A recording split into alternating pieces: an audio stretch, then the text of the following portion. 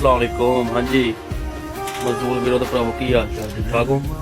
ਹੋਰ ਤਾਂ ਸੁਣਾਓ ਕੀ ਕਰੀ ਜਾ ਰਹੇ ਰੂਮਾਂ ਦੇ ਵਿੱਚ? ਅੱਜ ਤਾਂ ਮਾਸ਼ਾਅੱਲਾ ਬਾਰਿਸ਼ ਹੋ ਰਹੀ, ਸਾਡੇ ਵੇ ਡੰਗਰ ਕਿੰਨਾ ਬੈਨੂੰ ਲੱਗੀ ਹੋਈ ਹੈ ਤੁਰੀ ਵੰਡਾ ਖਾ ਕੇ। ਹੋਰ ਫਿਰ ਚੱਸ ਲੈ ਰਹੇ ਅੱਜ ਬਾਰਿਸ਼ ਹੋ ਰਹੀ ਮਾਸ਼ਾਅੱਲਾ ਈਦ ਦਾ ਦਿਨ ਹੈ ਤੇ ਕਿਵੇਂ ਫਿਰ ਪਰੋਠੇ ਪਰੋਠੇ ਬਣਾਓ ਆਲੂ ਵਾਲੇ ਮੈਂ ਆਇਆ ਮਾਸ਼ਾਅੱਲਾ ਬਾਰਿਸ਼ ਚੈੱਕ ਕਰੋ ਬੜੀ ਵੀਆਈਪੀ ਬਾਰਿਸ਼ ਹੋ ਰਹੀ ਹੈ ਨਿਆਣੇ ਲੱਗੇ ਹੋਏ ਨੇ हैं सब दिन रहमत बरस रही माशाल्लाह। और फिर कम कार सुनाओ ठीक ठाक है इंजॉय करो चिल मस्ती मारो। बंदे सारे रूमां च गए ड्यूटियां ले गए ने साडे रूम वाले सारे रूमां दे विच चढ़ना तो छुट्टियां